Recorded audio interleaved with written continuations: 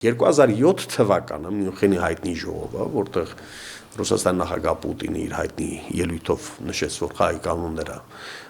փոխվում են, այլևս թույլ Ռուսաստան չկա, պետք է հաշվի նստել իր շահերի հետ, բայց այս ամեն ինչի ֆոնին մի մութանկյունում աճում էր Չինաստանը, որը շատերի ուշադրությունից գուցե վրիպեց, բայց աճում է շատ արագ տեմպերով եւ տեխնոլոգիական առաջընթացը։ Իդեպ այդ տեխնոլոգիաների հետ կապված շատ հետաքրքիր է, որ զուտ պարզապես հիշեցի, վերջին 10 տարվա ընթացքում օրինակ Գերմանիան, որպես Եվրամիության տնտեսական լոկոմոտիվ, երեկվա տվյալ եմ ասում, այսինքն շաբաթօրվա տվյալ,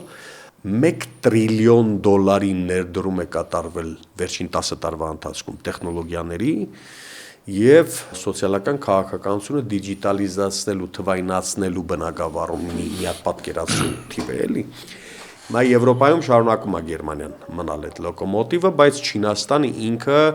անհասանելի քայլերով այսպես իրեն դեռ մրցակից չունի այդ հարցում եւ ինքը բնականաբար դառնում է